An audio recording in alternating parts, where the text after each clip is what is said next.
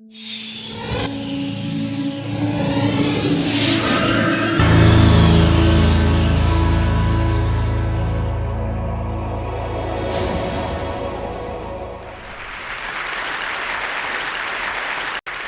this is about state budgets. This is probably the most boring topic of the whole morning. But I want to tell you, I think it's an important topic that we need to care about. State budgets are big, big money. I'll show you the numbers. And they get very little scrutiny. The understanding is very low. Many of the people involved have special interests or short-term interests that get them not thinking about what the implications of the trends are. And these budgets are the key for our future. They're the key for our kids. Most education funding, whether it's K through 12 or the great universities or community colleges, most of the money for those things is coming out of these state budgets. But we have a problem. Here's the overall picture. U.S. economy, it's big, $14.7 trillion. Now, out of that pie, the government spends 36%.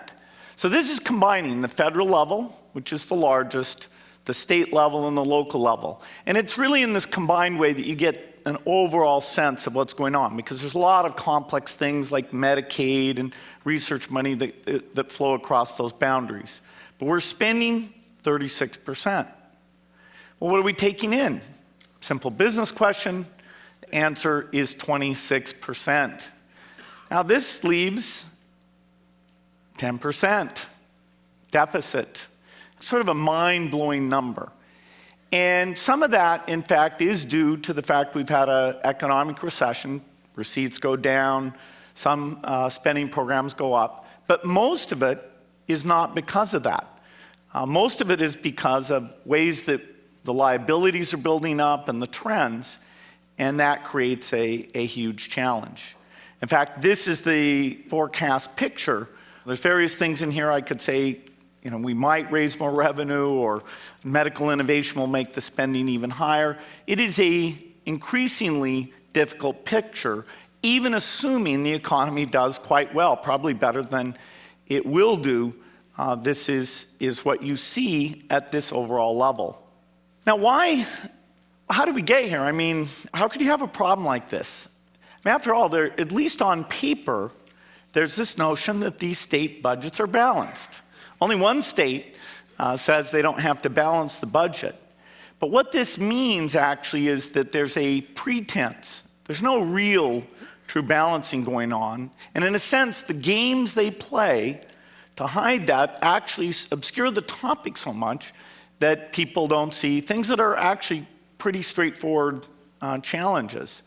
When Jerry Brown was elected, this was the challenge that was put to him. That is, through various gimmicks and things, a so-called balanced budget had led him to have $25 billion missing out of the $76 billion in proposed spending. Now he's put together some thoughts about half of that he'll cut, another half, perhaps in a very complex set of steps, taxes will be approved.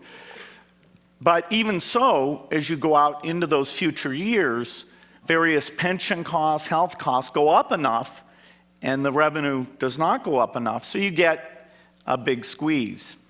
What were those things that allowed us to hide this? Well, some really nice little tricks. And these were somewhat noticed. The paper said it's not really balanced, it's got holes, it perpetuates deficit spending, it's riddled with gimmicks.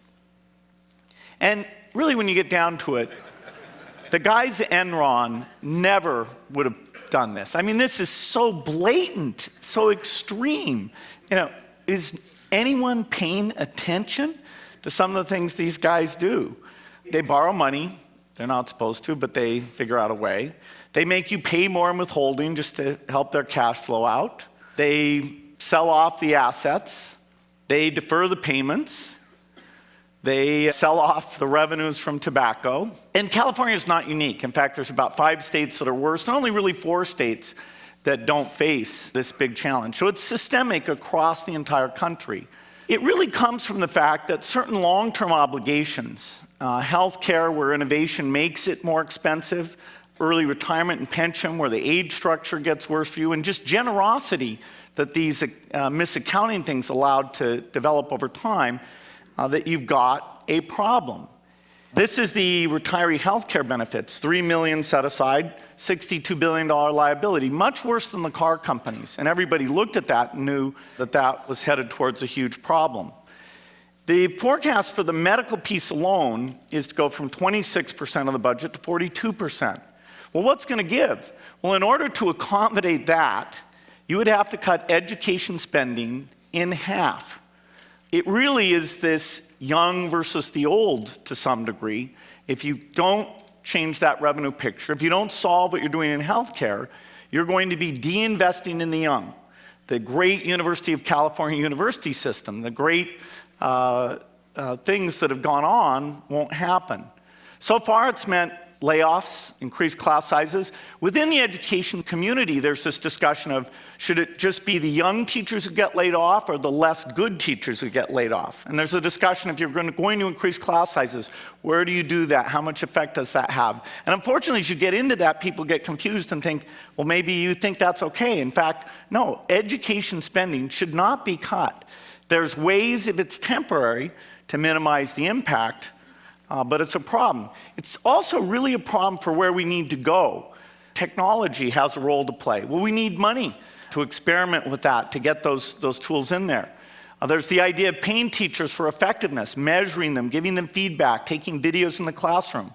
That's something I think is very, very important. Well, you have to allocate dollars for that system and for that incentive pay. In a situation where you have growth, you put the new money into this. Or even if you're flat, you might shift money into it. But with the type of cuts we're talking about, it will be far, far harder to get these incentives for excellence or to move over to use technology in the new way. So what's going on? Where's the brain trust that's in error here? Well, there really is no brain trust. It's sort of the voters, it's sort of us showing up. You know, just look at this spending. California will spend over $100 billion. Microsoft, 38, Google, about 19. The amount of IQ and good numeric analysis, both inside Google and Microsoft and outside with analysts and people with various opinions, should they have spent on that? No, they wasted their money on this. What about this thing? It really is quite phenomenal. You know, everybody has an opinion, that there's great feedback, and the numbers are used to make decisions.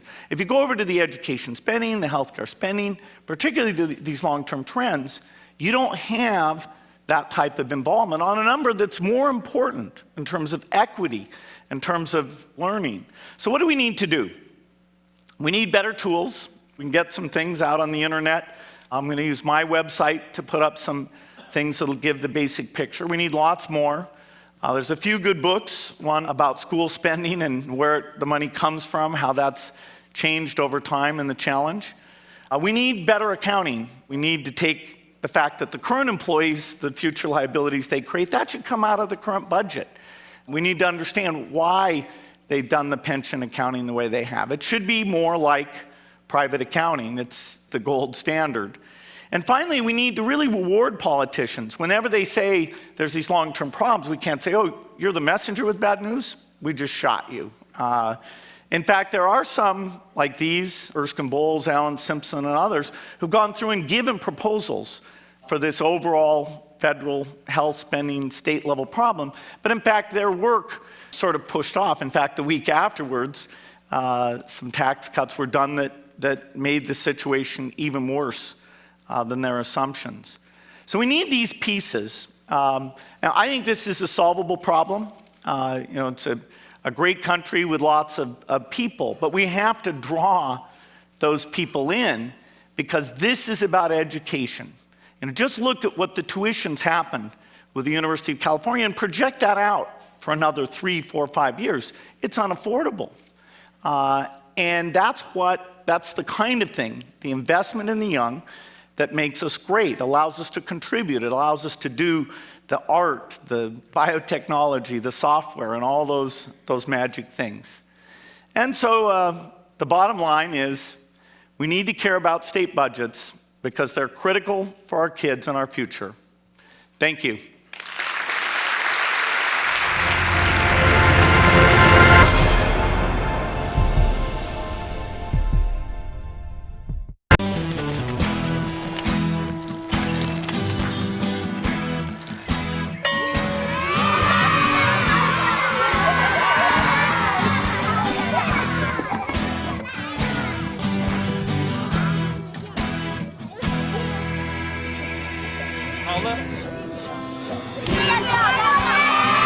Sharing.